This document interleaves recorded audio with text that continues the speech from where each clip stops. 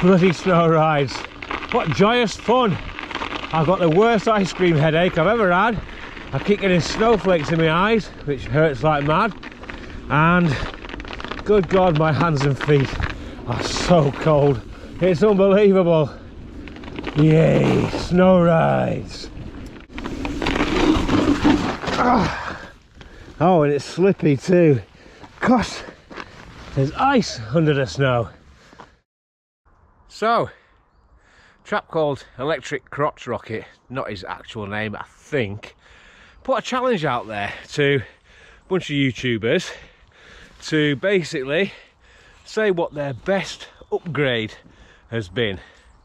And he nominated Christian, electric mountain biker, whose mate is really good, and he nominated me. Back in the early 90s, then I didn't have that great a mountain bike really, and didn't have a lot of money. Still loved going out, but every now and again, especially with the power of alcohol, you sort of lose motivation.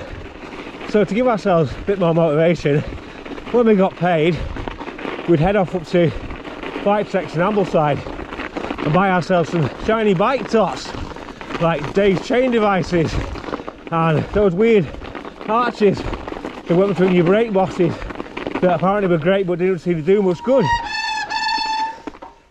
And I suppose you could think of them as upgrades, but they weren't really.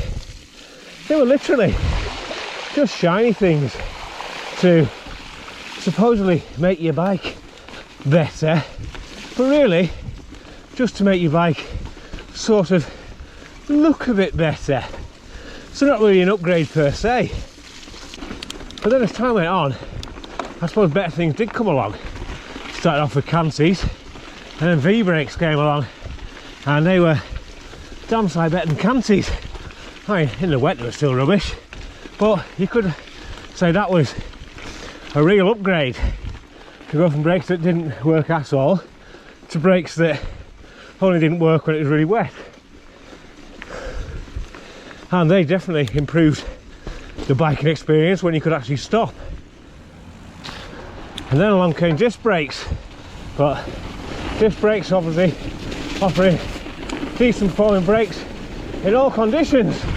Well, in theory, because the first disc brakes I had were Hope C2s with the big motorbike levers and a little dial on top, so you could adjust the bike point.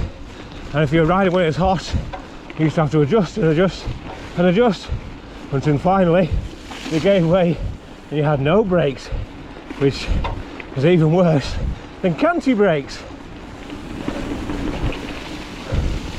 But then brakes got a lot better, and they continued to get better up until a point. By that I mean, I think the disc brakes of 7 or 8 years ago pretty much as good as the disc brakes of now. What real advances has there been? I mean, these on here, Hope X2s, are they? I've had these for 8 or 9 years, and yes, they're getting on, but they still work perfectly well. And if I was to upgrade them, well, why would I? Would it be an upgrade, or would it just be I got some new brakes? Because I think nowadays basically all brakes are decent, even SRAM ones. I mean, yeah, they have their problems, but they work, and they work pretty damn well. So is new brakes really a upgrade worthy of saying the best upgrade? No. So drop a post. I'll admit, when I first got one on my other bike, it came with it, you think, my God, what a revelation, because you can pop it up, you can pop it down depending on the terrain or gradient you're going along, and it saves a hell of a lot of faffing about. And they're wonderful things, they really are. So I bought one for this bike. Now, I'm not saying that they're not a fantastic upgrade, because they are, but the one on my orange broke back in June, and I've not yet got around to getting it fixed. And well, I've missed it. It's not ever been to the point where it's ruined a ride, or maybe not bother, because you can still stop, put it up and put it down. And to be honest, a lot of riding I do, down a big up and big down, or messing around. So it's not the end of the world. So great upgrade. Definitely not the best.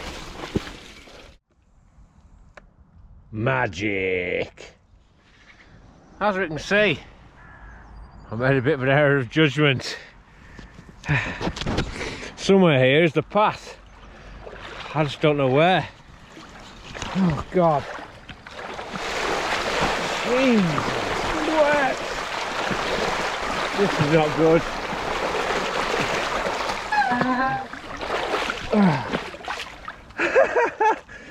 Oh Christ.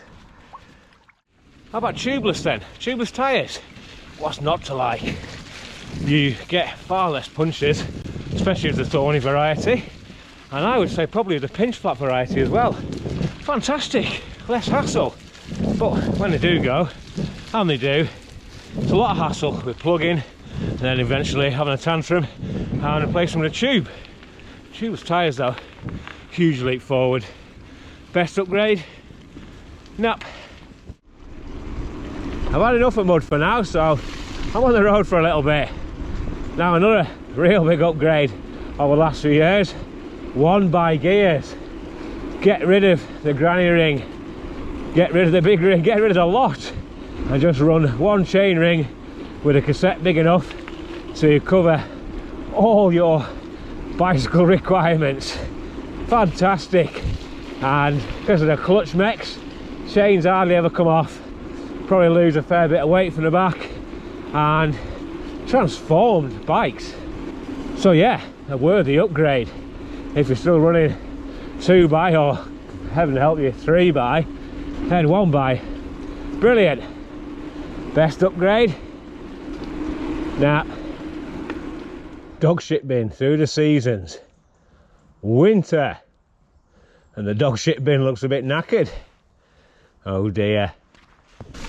But the thing is, most bikes nowadays, at least at a decent price point, come with the upgrades I've mentioned. You know, they have dropper posts, they have decent brakes, they're tubeless ready. So what is an upgrade then? Is it getting a better dropper post? Is it getting, I don't know, better brakes? Because as I say, the ones you have probably work perfectly well. It's just wanting fancier stuff. You look at forks, for instance. You know, my orange came with RockShox Lyrics. Now, I used to be a big fan of Fox forks, and I could have spent the extra money and got an orange with Fox 36s instead of Lyrics. But let's be honest, at the level I'm at, would I really notice any difference? So it would be an upgrade for the sake of spending lots of money to have something fancy and flashy, which lots of people will tell you is better, but I'll bet lots of people also wouldn't really notice a difference. But a lot of it depends on what we think of as an upgrade. Is an upgrade something which is beneficial to the performance of your bike and you on the bike, or what I suspect for most people an upgrade is I've got a new shiny bit, I'm going to put it on my bike. Wow, it's sick, my bike is now X% better. A great example is pedals and bars. I'd say grips as well, but these really are bad ones. So pedals and bars, yes, you could say they're an upgrade, but it depends where you're starting from. And I'd say with pedals, then the majority of them are pretty damn decent nowadays, and if you wear 510s or similar, it doesn't make much difference. The pedals on my bike, have another look. our ancient Shimano DX pedals, and they work really well. As for bars, all bars are much of a muchness now. They might have different rise and sweep, but quality wise, you don't get that many crap ones. So replacing your bars, is it an upgrade or is it just replacing your bars? The upgrade man has got a page. Its name is CRC, and it is full of shiny tots to tempt both you and me. Now, I don't want to pour scorn on anybody who buys shiny tots for their bikes, because I too sometimes do. Not so often nowadays, because I'm a miserable old fart, so I tend to wait until stuff breaks and then replace it. Quite often with shiny bits, it must be said. But what I'm saying is, let's not refer to shiny tots we put on our bikes as upgrades, because an upgrade is basically an improvement on what went before, and something being all shiny and colourful is not necessarily an improvement. So then, as I pedal through this icy water, what would I say is the best upgrade you can put on your bike? It's a very simple answer, and it's you, because the biggest upgrade you can have is your fitness. When you're fit, your performance, everything is so much better. Your enjoyment is so much better. Not just uphill on the flat, but downhill as well, because you don't get as fatigued. You can buy as many fancy components for your bike as you like, but if you're not fit, then it's not worth a damn, is it? Really? If you're some big chubble up with big wobbly legs and you're out of breath after 10 minutes, then spending 900 quid on a new set of forks isn't going to do anything apart from make your pocket a bit lighter, but not your stomach. So there we have it. I'm about to bugger off home in a minute because my testicles have now shrank to the point where they're no longer visible. It's that cold. So yeah, fitness, that's the #1 upgrade. And the thing is, it doesn't cost bugger all, and it's fun doing it because you're out on your bike. So who do I nominate to say what their best upgrades have been? Well, I'm going to put forward Jimbo MTB, who rides on a Recon a lot. Just to see if he's still there, still alive, I'm going to say Action Sport Zero, so let's get an American perspective on it. And just for kicks, and because he does love shiny stuff, Dizzy Rise MTB. Let's see what you guys come up with. Bye bye. Just a final one here. One of the best upgrades you can get is definitely not junking your camelback and getting a water bottle. Look at the state of that. Honestly, there's enough virus around at the moment without me getting another one from taking a drink from that bloody thing.